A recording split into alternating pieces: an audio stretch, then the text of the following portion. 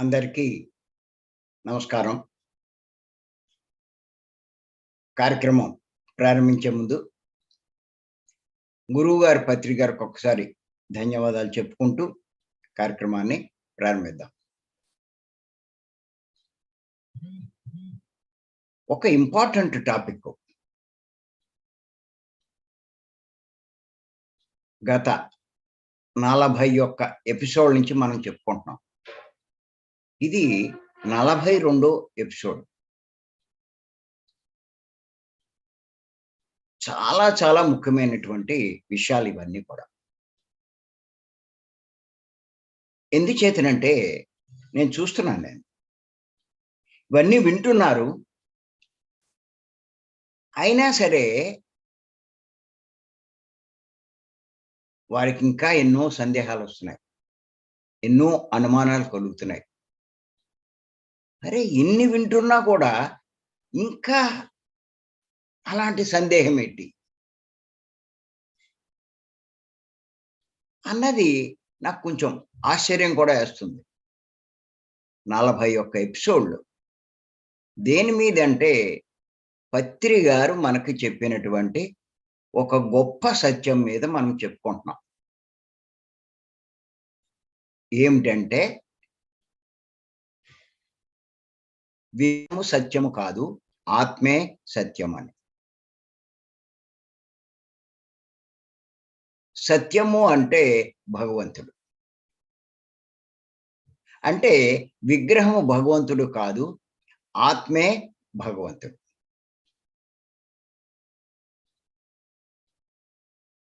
ఈ విషయం పత్రి గారు చెప్పడం జరిగింది. పత్రి గారు చెప్పేదాకా మరి మనకి కూడా ఎవరికీ తెలీలేదు. నా విషయంలో కూడా అంతే. అప్పటిదాకా నేను కూడా విగ్రహమే దేవుడు అనే భావనలో ఉండేవాడిని. విగ్రహాలు, ప్రతిమలు, ఫోటోలు అయ్యే దైవం అనేటువంటి భావంలో ఉండేవాడిని. నేను ఒక వెంకటేశ్వర స్వామి మందిరం కూడా నిర్మించడం జరిగింది. మరి ఆ మందిరంలో ప్రతిరోజు మరి పూజలు చేయడం అన్నీ చేస్తూ ఉండేవాడిని. 18 సంవత్సరాల క్రితం పత్రి గారి పరిచయం ఏర్పడిన తర్వాత ఆయన ద్వారా మొట్టమొదట తెలుసుకున్నాను నేను. ఏమిటి అంటే విగ్రహము దేవుడు కాదు అని. కానీ ఆశ్చర్యపోయాను. ఏంటి ఈయన ఎలా అంటున్నాడు? ఈయనేమన్నా నాస్తికుడా? ఇలా చెప్తున్నాడేంటి? చాలా ఆశ్చర్యమేసింది. మరి ఈయనొక్కడే ఇలా చెప్తున్నాడు. ఎన్నో లక్షల మంది కాదు, కోట్ల మంది భారతదేశంలో విగ్రహాలనే కదా ఆరాధిస్తుంటా. ఎన్ని గుళ్ళు కట్టారు? లక్షల మీద ఉన్నాయి గుళ్ళు.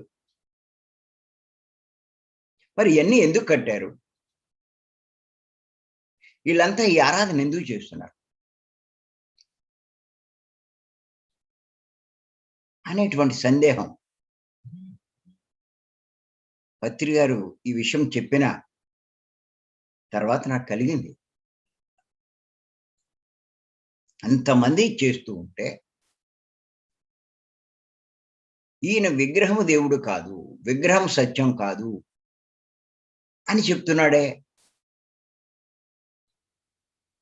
అంతేకాదు ఇంకా నేను చూశాను అప్పుడు. చూస్తే పెద్ద పండితులు, పీఠాధిపతులు, మఠాధిపతులు ఇంకా ఎంతోమంది గొప్పవాళ్ళు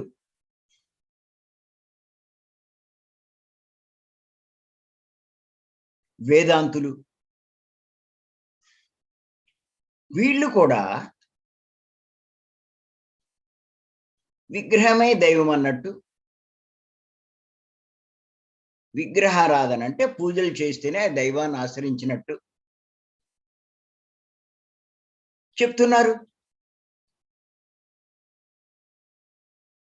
నువ్వు అది పూజ చేస్తేనే ఆ దైవం యొక్క అనుగ్రహం నీకు కలుగుతుంది. నీ కోరికలు తీరతాయి. నీ కష్టాలు పోతాయి. నీ చేసిన పాపాలు క్షమించబడతాయి అని చెప్తున్నారు. వాళ్ళు కూడా చేస్తున్నారు. మనల్ని చేయమంటున్నారు. మరి ఇప్పుడు ఈయన ఇలా చెప్తున్నాడేంటి? చాలా కన్‌ఫ్యూజన్ అయింది నాకు.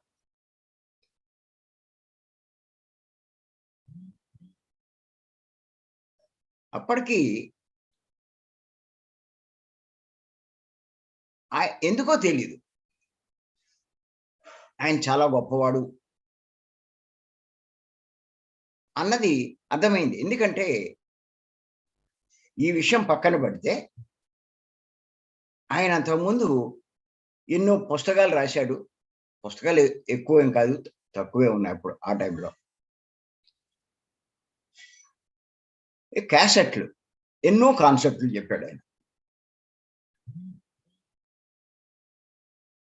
అయన్నీ ఇన్నాను నేను. ఒక్కసారి కాదు. 15 సార్లు, 15 సార్లు కూడా ఇన్నాను. ఎందుకంటే నాకంత ఆసక్తి కలిగించింది. అంతకుముందు ఎవరి దగ్గర విన్నవి, ఎవరి దగ్గర తెలుసుకోనటువంటి విషయాలు ఆయన సందేశాల్లో నేను వినడం జరిగింది. పత్రి గారి సందేశాలు. ఎంత ఆసక్తి అంటే ఇంకా ఇంకా తెలుసుకోవాలి అనేటువంటి ఆసక్తి కలిగింది. అంతకుముందు ఎంతోమంది గురువులను అడిగినటువంటి ప్రశ్నలకి సమాధానం పత్రి గారి సందేశాల ద్వారా తెలుసుకున్నాను నేను. ఎన్నో ప్రశ్నలు. చూస్తే ఎందుకంటే నాకు అనిపించేది. అందరూ మానవులే. అందరూ ఒకే రకంగా ఉన్నారు. కళ్ళున్నాయి, ముక్కుంది, చెవులున్నాయి, చేతులు, కాళ్ళు అన్నీ ఉన్నాయి. కొంతమందేమో హత్యలు చేస్తున్నారు, హింస చేస్తున్నారు, దోపిడీలు చేస్తున్నారు, నేరాలు చేస్తున్నారు. కొంతమందేమో సేవలు చేస్తున్నారు, మంచి కార్యాలు చేస్తున్నారు, మంచి పనులు చేస్తున్నారు. వాళ్ళు అలా ఎందుకు ప్రవర్తిస్తున్నారు? వీళ్ళు ఇలా ఎందుకు అర్థమయ్యేది కాదు. కొంతమంది చెప్పినా అర్థమయ్యేది కాదు. ఏంటి అని చాలా దీనికి సందేహం నాకెప్పుడు నివృత్తి అయిందంటే, ఈ ప్రశ్నకి నాకు ఆన్సర్ ఎప్పుడొచ్చిందంటే, పత్రి గారి 'యోగ పరంపర' అన్న పుస్తకం. ఎంత వండర్‌ఫుల్ బుక్ అండి అది. ఆ 'యోగ పరంపర' అన్న పుస్తకం చదివితే, ఈ ప్రశ్నకి పూర్తి క్లారిటీ వచ్చింది. ఓహో! అదా కారణం అని. ఇంకా ఆయన దగ్గర నుంచి ఏం తెలిసిందంటే, ఆత్మశాస్త్రం, ఆత్మ విజ్ఞానం అన్న పుస్తకం చదివాను నేను. పత్రి గారిది 15 సార్లు, 15 సార్లు. అసలు ఆత్మ గురించి ఎక్కడ ఎవడు చెప్పలేదే. అలాంటిది పత్రి గారు చెప్పారు.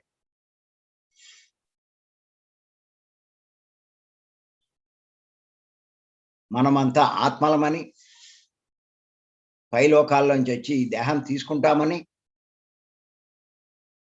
ఇలా తీసుకున్న ఆత్మలు రకరకాల స్థాయిల్లో ఉంటాయని,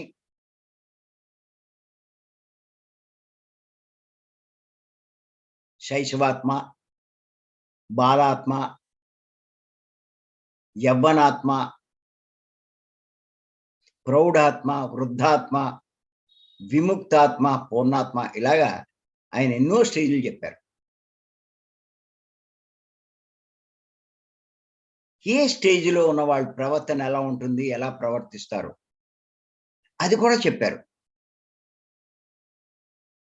చాలా క్లారిటీ వచ్చింది నాకు.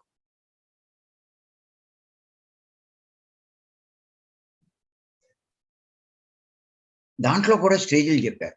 ఆత్మ విజ్ఞానంలో.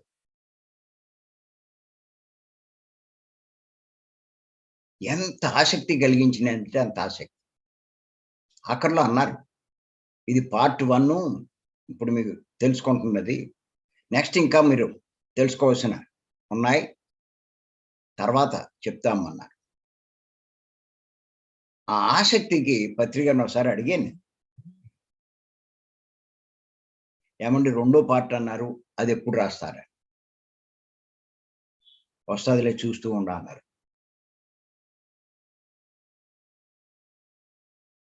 అలాగే ఏంటి ఈ సృష్టి? ఈ పుట్టడం ఏంటి? ఈ చావడం ఏంటి? ఈ కష్టాలేంటి? ఈ శిక్షలేంటి? ఇయన్నీ ఎవరు చేస్తున్నారు? ఎలా జరుగుతున్నాయి? దేన్ని బట్టి జరుగుతున్నాయి? ఈ సందేహం కూడా ఉండేది. అప్పుడు ఆత్మశాస్త్రం అని చెప్పి పత్రి గారు రాసిన పుస్తకం. చాలా అద్భుతమైన పుస్తకం. 6 సిద్ధాంతాలు చెప్పారాయన. ఆధ్యాత్మిక శాస్త్రం. ఆత్మశాస్త్రం కాదు. ఆధ్యాత్మిక శాస్త్రం. 6 సిద్ధాంతాలు చెప్పారాయన. ఈ సృష్టి ఒక సృష్టికర్త చేత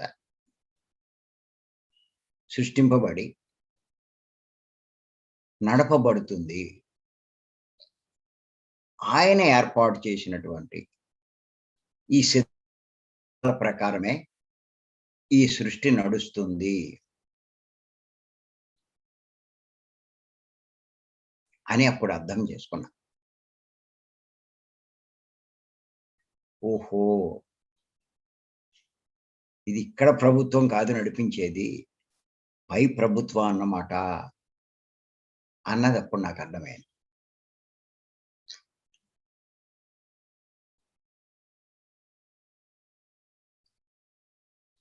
అంచేత ఎవ్వడైనా సరే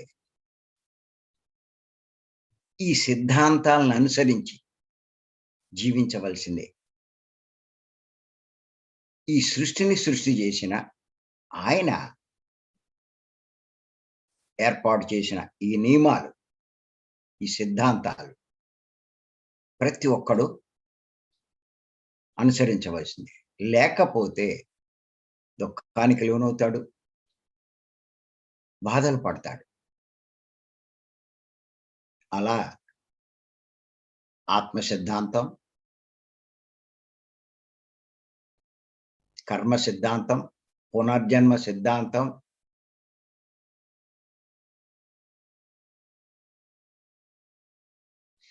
యోగ సిద్ధాంతం, పురోగమన సిద్ధాంతం, అనేకానేక సిద్ధాంతం. ఇలాంటి సిద్ధాంతాల గురించి ఆయన వివరించడం జరిగింది. అన్ని అక్షర సత్యాలు. ఎంత క్లారిటీ వచ్చిందంటే అంత క్లారిటీ వచ్చింది. ఒక్కొక్క సందేహం పటాపంచలైపోయింది.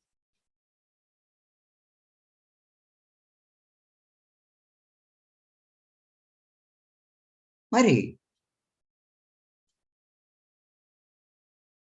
నాకు అప్పటిదాకా అంత అవగాహన లేదు. ఏమిటంటే ఎన్నో పనులు చేస్తున్నాం. ఎన్నో మాట్లాడుతున్నాం. అందులో మంచివి ఉన్నాయి, చెడ్డవి ఉంటాయి. సరైనవి ఉంటాయి, సరికానివి ఉంటాయి.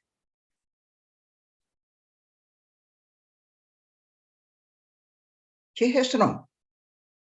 మనకి నచ్చినట్టు, మన ఇష్టం వచ్చినట్టు. ఒకవేళ మనం చేసేది ఎవడైనా ఏదైనా అంటే, నా ఇష్టం నీకేంటి అంటాం. ఇప్పుడు మాంసం వద్దు అని మీరు ఎవరితోటైనా చెప్తే ఏమంటారు ఇమ్మీడియేట్‌గా? నా ఇష్టం అంటారు. నా ఇష్టం అంటే ఇంక మనమేం చేయలేం.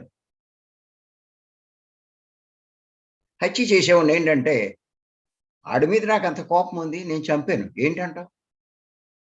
చంపకూడదా? అని మళ్ళా ఎదురు ప్రశ్న ఏస్తారు.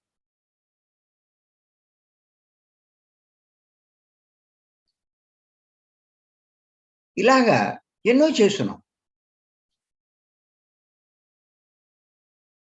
మొట్టమొదటిసారి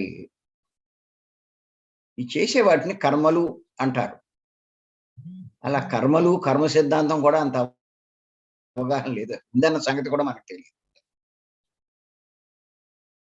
కానీ ఇంకోటి చెప్పారు. మనం చేసే పనులే కాదు, మన మాటలు కూడా కర్మలే అని పత్రి గారు చెప్పారు. ఆశ్చర్యపోయాను. ఎంతసేపు మన చేతలే కర్మలని అనుకుంటున్నాం కానీ,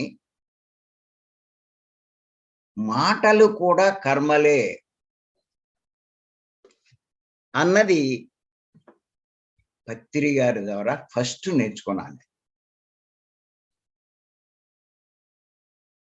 మాటల విషయంలో కూడా చాలా జాగ్రత్త వహించాలి. ఒళ్ళు దగ్గర పెట్టుకొని ఉండాలి. నా ఇష్టం అంటే దొబ్బదు అన్నది అర్థం చేసుకున్నాను. ఆయన మాటల్ని ఎలా ఉపయోగించాలి, ఏమిటి అన్న దాని గురించి ఒక పుస్తకం రాశారు. వాక్క్షేత్రం అని. ఎంత అద్భుతమైన పుస్తకం అండి అది. ఎంత వండర్‌ఫుల్ బుక్ అండి అది. ఇయన్నీ చెప్తూ ఇంకోటి చెప్పారు. నీ నోటి మాటే నీ నుదిటి వ్రాత అని. మనమేమనుకుంటాం బ్రహ్మ రాస్తాడు అనుకుంటాం. బ్రహ్మ రాయడు.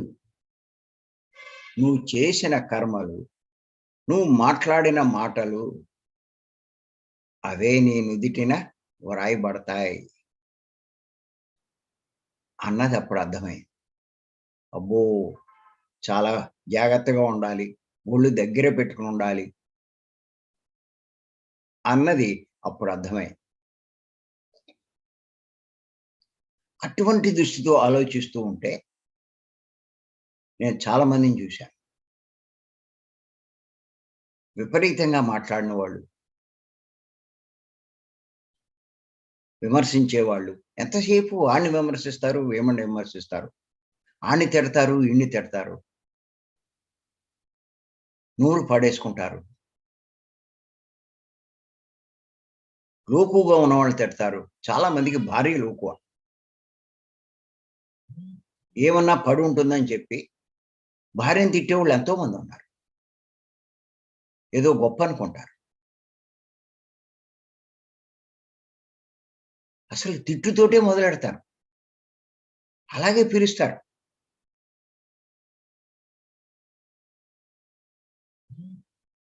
అవన్నీ కర్మలవుతున్నాయి. ఎప్పుడో అప్పుడు దాని ఫలితం దారుణంగా అనుభవించవలసొస్తుంది అన్న అవగాహన లేదు.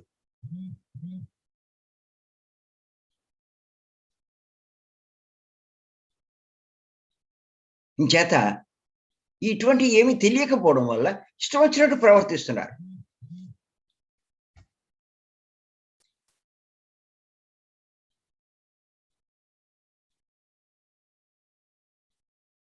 ఎవరి విషయంలోనే సరే.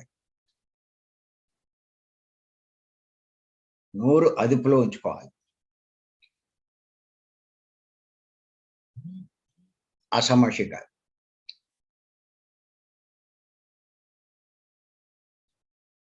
నా భార్య అనుకుంటావు. నీకు నువ్వు ఒక దేహము, నువ్వు పురుషుడు. ఆవిడ ఒక దేహము, ఆవిడ స్త్రీ అనుకుంటున్నావు. నువ్వొక ఆత్మ, ఆవిడొక ఆత్మ. నువ్వెంతో, ఆవిడ అంతే. కొన్ని అనుభవాల కోసం ఈ జన్మలో పురుషుడిగా వచ్చావు. కొన్ని అనుభవాల కోసం ఆవిడ స్త్రీగా వచ్చింది. ఈ అవగాహన లేదు.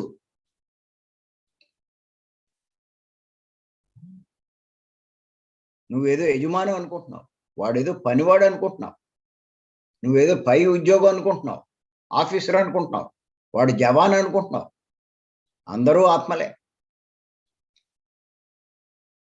నువ్వేదో ధనవంతుడు అనుకుంటున్నావు. ఆడు అడుక్కునేవాడు అనుకుంటున్నావు. ఆడు ఆత్మే. అంత ముందు జన్మలో విర్రవీగాడు కోట్లుండి కూడా. ఇప్పుడు అడుక్కునేవాడయ్యాడు. పాఠం నేర్చుకుంటున్నాడు. ఎలా ప్రవర్తించాలో, ఎలా ఉండాలో. ఎంత తక్కువ చూశాడో అవన్నీ అనుభవిస్తున్నాడు ఇప్పుడు.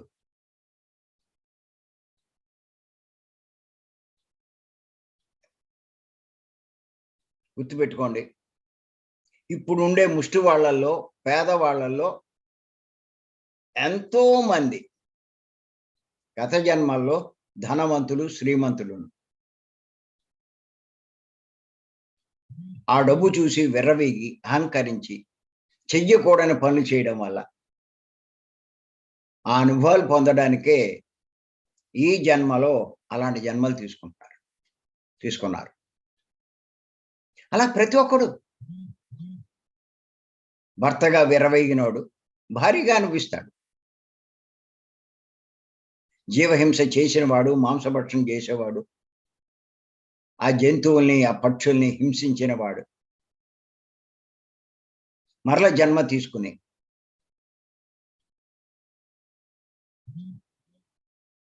ఆ బ్రోతల్ హౌసెస్‌లో, ఆ కారాగారాల్లో ఇలా రకరకాలుగా అంతులేని నరకాన్ని అనుభవిస్తారు.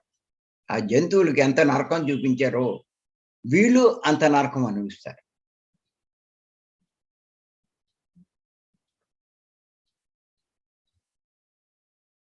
ఇలాంటి సిద్ధాంతం ఉంది అన్న సంగతి ఎవరికీ తెలీదు. మాట కూడా కర్మ అవుతుందని తెలీదు.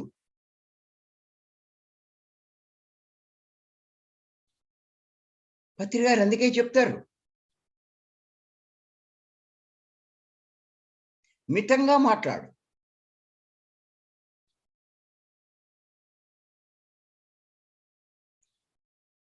అవసరమైనప్పుడే మాట్లాడు. నోటెమ్మట అపస్వరాలు రానివ్వకు.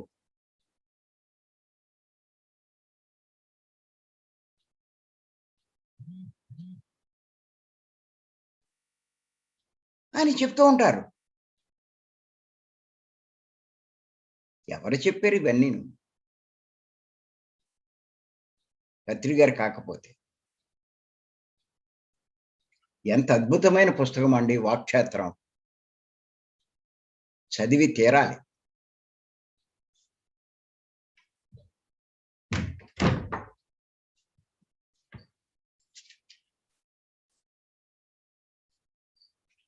ఇలాగా పుస్తకాలు ఆయన చెప్పిన విషయాలు చూస్తూ ఉంటే, అరెరెరే! ఇంత జ్ఞానం ఎవడు చదవట్లేదే అని చెప్పి వాటిని నేను కన్సెషన్‌లో అందరికి ఇవ్వడము, తర్వాత నేను పుస్తకాలు రాసినప్పుడు వాటినన్నిటిని అనుబంధంగా చేర్చడము, నా పుస్తకాల్లో చేయడం జరిగింది.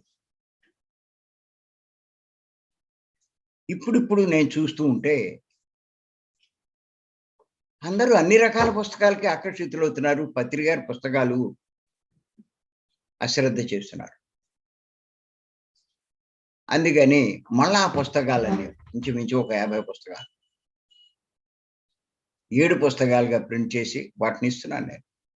ఊరికే తక్కువ రేట్. అలా అంటేనే కనీసం కొంటారు, చదువుతారు. ఇక్కడ మనకు వ్యాపారం కాదు కదా! రూ. 750కి మనం ఇస్తున్నాం. ఎవ్వరు అమౌంట్ పంపినా కూడా. ఎన్ని పుస్తకాలున్నాయి? 50 పుస్తకాలున్నాయి. ఎన్నెన్ని టాపిక్సు, ఎన్నెన్ని విషయాలు.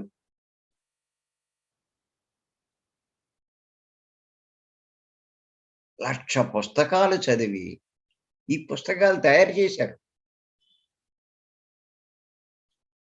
ఓ సందర్భంగా సారు ఏమన్నారంటే పత్రి గారు, "నేను చెప్పవలసిందంతా చెప్పేశాను.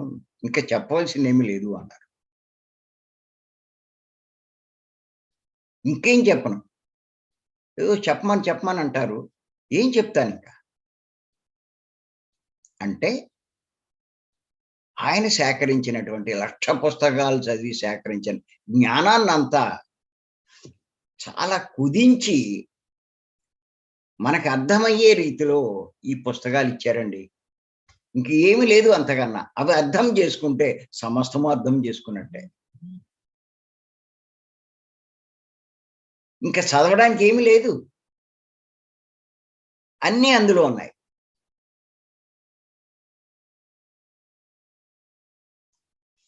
మనోళ్ళేమంటారంటే చాలామంది, అందరి పుస్తకాలు అన్నీ చదవమంటారు కదా! అంటారు.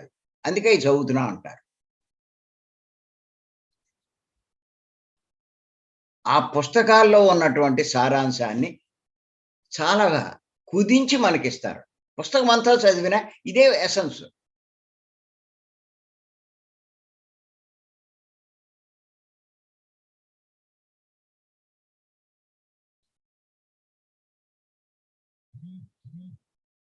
వాళ్ళకది అర్థం కాక అన్నీ చదువుతారు. చివరికి వచ్చేదదే. ఎందుకు అన్నీ చదవమంటారంటే పత్రి గారు, నాయనా నువ్వు ఎన్ని చదివినా నేను చెప్పిన దానికంట అదనంగా ఏమీ ఉండదు అని అర్థం చేసుకుంటారని. అంతకన్నా ఇంకేం లేదు. అన్నీ చదవండి. వాటి సారమంతా పత్రి గారి పుస్తకాల్లో ఉంటది. అందరిని వినమంటారు. అప్పుడు అర్థమవుతుంది. పత్రి గారు చెప్పేదానికంట అదనంగా ఎవడు చెప్పట్లేదు. పత్రి గారు రాసిన దానికంట ఇంకా మిగతా పుస్తకాల్లో అదనంగా ఏమీ లేదు. అయన్నీ ఆయన చదివారు. మనమెన్ని చదువుతాం. ఓ ఐదో, పదో పుస్తకాలు చదివితే గొప్ప.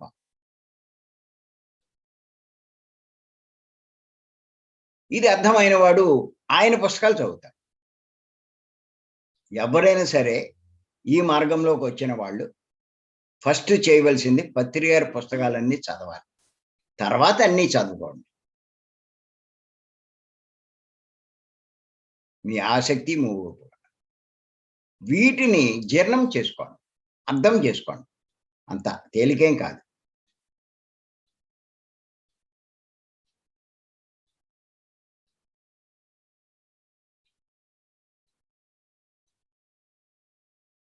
అంత గొప్ప పుస్తకాలు.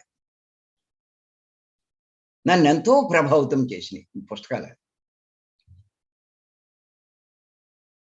ఇంకా ఆయన పుస్తకాలు ఆయనేం చేశారంటే, గొప్ప గొప్ప యోగులు, ఓ కృష్ణుడు, ఓ బుద్ధుడు, ఓ జీససు, మహమ్మదు, శంకరాచార్యుల వారు, వేమన, వీరబ్రహ్మేంద్ర ఎంతెంత గొప్పవాళ్ళండి వీళ్ళంతా. కబీరు లాంటి వాళ్ళంతా ఇచ్చిన సందేశాలన్నీ మనకి షార్ట్ కట్ చేసి, అందులోంచి సెపరేట్ చేసి, వశిష్ఠుల వారు ఆ సందేశాల్ని ఒక్కొక్క పుస్తకంగా ఇచ్చారండి. అది చదివితే చాలండి. వాళ్ళు చెప్పిందంతా అర్థమైపోతుంది మనకి. అయ్యే చదివాను నేను.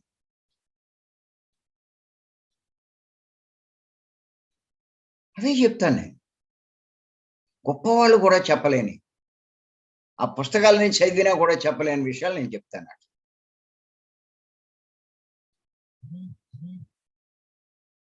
ఎందుకు దీన్ని పట్టుకున్నాను నేను. ఎసెన్స్‌ని పట్టుకున్నా.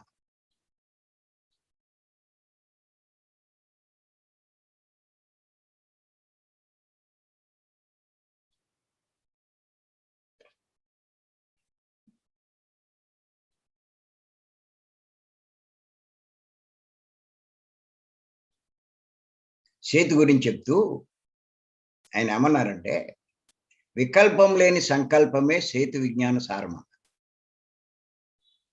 ఇది అర్థమవుతే సేతు విజ్ఞానం అంతా మనకు అర్థమైనట్టు. ఆ పుస్తకాలన్నీ కూడా చదవక్కల.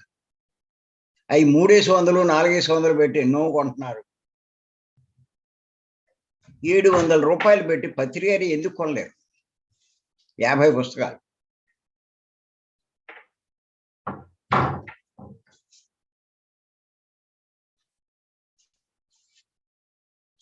ఎంత సింపుల్‌గా ఇస్తున్నారు ఆయన.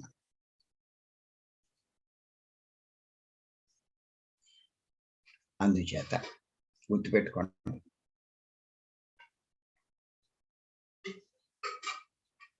అంత జ్ఞాన సంపన్నుడైనటువంటి పత్రి గారు చెప్పిన సత్యం ఏమిటంటే, విగ్రహము సత్యము కాదు, ఆత్మే సత్యము. విగ్రహము దేవుడు కాదు, ఆత్మే దేవుడు. విగ్రహారాధన కాదు, ఆత్మారాధన చేయాలి అని చెప్పారు. అప్పుడు మరి ఇవన్నీ చదువుతూ, ఇంకా ఎన్నో చదువుతూ, ఆ ఉపనిషత్తుల్లోయి, ఆ వేదాల్లోయి, పురాణాల్లోయి, భగవద్గీత, యోగ వాసిష్టం ఇవన్నీ చదువుతూ ఉంటే సార్ ఏది చెప్పారో అది సత్యము అన్నది అర్థమైంది. దాని మీద ఎన్నో కోణాల్లో నేను ఆలోచించడం, తెలుసుకోవడం కూడా జరిగింది. అవన్నీ నేను నా పుస్తకాల్లో కూడా ఇవ్వడం జరిగింది. కొత్త విషయం ఎప్పుడైతే నాకు స్ఫురణకు వస్తుందో ఆ విషయాన్ని వెంటనే ఓ పుస్తకంలోనే ఎక్కడో రాసుకుంటాను. అవన్నీ కలిపి కొన్ని టాపిక్లు అయినప్పుడు మళ్ళా ఒక పుస్తకంగా తయారు చేయడం జరిగింది. అలా 40 పుస్తకాలు రాశాను. వాటిల్లోనే పత్తిరి గారి యొక్క 50 పుస్తకాలు అనుబంధంగా ఉంచడం జరిగింది.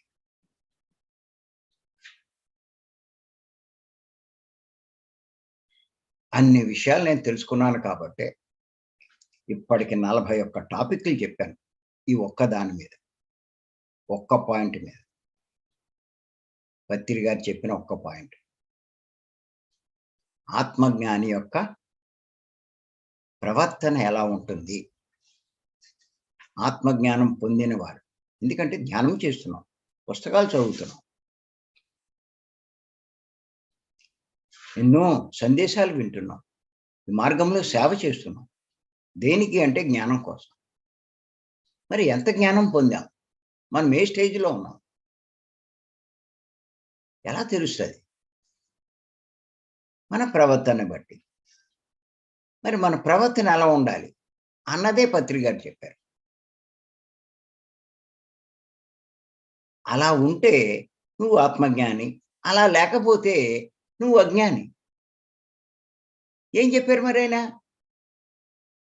ఏం చెప్పారు అంటే, ఆత్మజ్ఞాని శరీరాన్ని పుణ్యక్షేత్రాలకు తీసుకువెళ్ళడు. ఆత్మను దర్శించడానికి శరీరంలోనికే వెళ్తాడు. అది ఆయన చెప్పిన పాయింట్. అంటే విగ్రహారాధన చెయ్యడు. ఆత్మారాధనే చేస్తాడు. ధ్యానమే చేస్తాడు. ఎవరు? ఆత్మజ్ఞాని. లేదు ఇది అర్థం కాలేదు చేస్తున్నారు అంటే అజ్ఞానంలో ఉన్నట్టే. నిన్న కూడా చెప్పుకున్నాం. శైశవాత్మలు, బాలాత్మలు, ఇన్ఫెంట్ సోల్స్, బేబీ సోల్స్.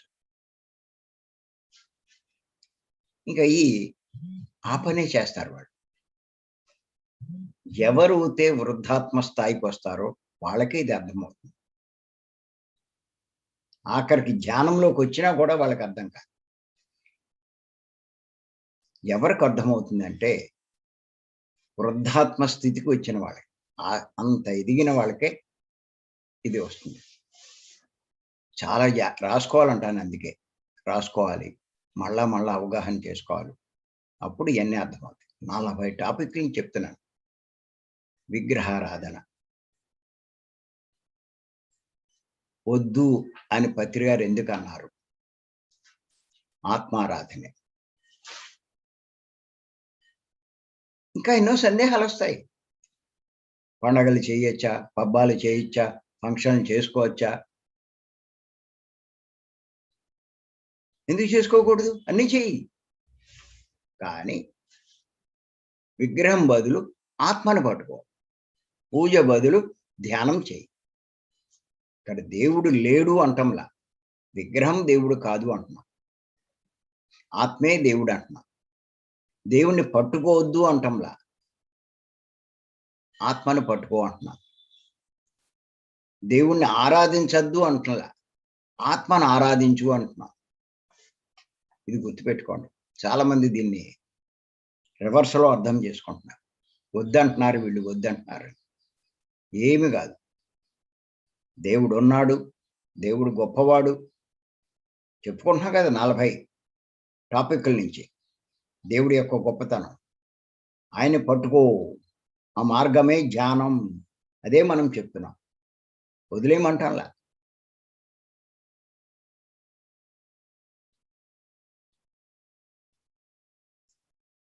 విగ్రహం దేవుడు అనుకునే వాళ్ళంతా కూడా ఆస్తిక ముసుగులో ఉన్నటువంటి నాస్తికులు. ఆత్మే దైవం అని విశ్వసించే వాళ్ళే నిజమైన ఆస్తికులు. గుర్తుపెట్టుకోండి.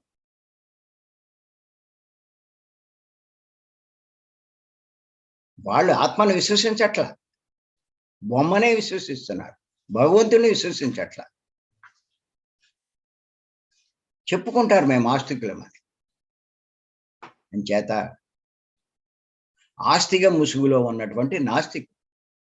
ఆత్మను తప్ప ఇంక ఏది భగవంతుడు అనుకున్నా వాడు నాస్తికుడే. ఆత్మే భగవంతుడని తెలుసుకున్నవాడే ఆస్తికుడు.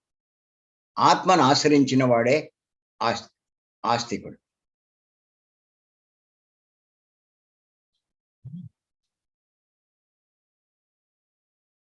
అంచేత ఆ విషయాలు ఎన్నో చెప్పుకున్నాం. ఇవాళ ఇంకొక విషయం చెప్పుకున్నాం దీని మీద. కొన్ని విషయాలు ఆ భగవంతుని గురించి. ఆయన సనాతనుడు. 53వ పాయింట్. ఇప్పటిదాకా 52 పాయింట్లు చెప్పుకున్నాం. సనాతనుడు అంటే ఆది నుంచి ఉన్నవాడు. ఆయనకి ఆరంభం లేదు. అనాది రూపుడు అని కూడా అంటారు ఆయన.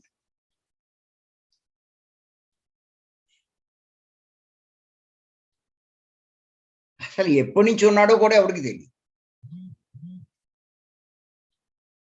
సృష్టి ఏర్పడిన సంగతి కొంతమంది ఆ పూర్ణాత్మలు గొప్పవాళ్ళు వాళ్ళకి తెలిస్తే తెలియచ్చు. కానీ ఆయన ఆరంభం ఏంటో, భగవంతుని యొక్క ఆరంభం ఏంటో ఎవరికి తెలియదు. ఉన్నదే ఆయన. అంత గొప్పవాడు.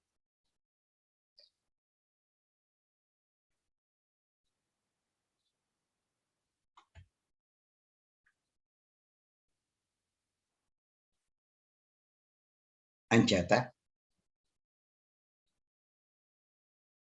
అంత గొప్పవాడైనటువంటి ఆ భగవంతుని ఆశ్రయించే మార్గమే శ్వాస మీద ధ్యాస.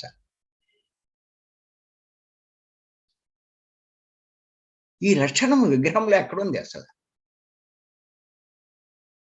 మనం ఎప్పుడు తయారు చేస్తే అప్పుడు అది సృష్టింపబడింది, దానికి ఉనికి వచ్చింది. అలా లక్షల సంవత్సరాలైంది సృష్టి ఏర్పడి. ఆ లక్షల సంవత్సరాల నుంచి ఎంతో మంది మరి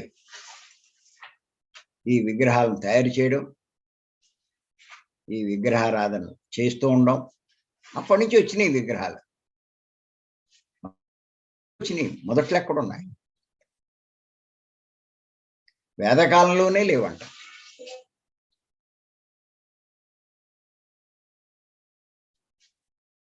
అంచేత అటువంటి ఆత్మను, ఆ భగవంతుని ఆశ్రయించే మార్గమే, ఆరాధించే మార్గమే శ్వాస మీద ధ్యాస. మర్చిపోకండి. మాట మీద ధ్యాస కాదు, శ్వాస మీద ధ్యాస. ఎన్నిసార్లు చెప్తున్నాను ఇది. శరీరము, మనస్సు, ఆత్మ. కళ్ళు మూసుకుంటే శరీర స్థితి ఉండదు, మీరు గైడింగ్ మెడిటేషన్‌లో కూర్చుంటే ఇక్కడ ఆగిపోతారు. శ్వాస మీద ధ్యాస పెడితే ఇది కూడా ఉండదు. భగవంతుని మీదకెళ్తారు. ఇది చాలా స్పష్టంగా గుర్తుపెట్టుకోండి. ఎన్ని సార్లు చెప్తున్నాను. ఎంత శక్తివంతులైపోతారో, ఎంత గొప్పవాళ్ళైపోతారో మీరు. ఇది ఒక్కటి అర్థం చేసుకోండి మీరు. ఉత్తినే చెప్పట్లే. మేము ఈ స్థాయికొచ్చాము అంటే శ్వాస మీద ధ్యాస వల్లే వచ్చాం. ఇన్ని చెప్పగలుగుతున్నాము అంటే. మరి చెప్పుకోవాల్సినయి ఇంకా ఎన్నో ఉన్నాయి.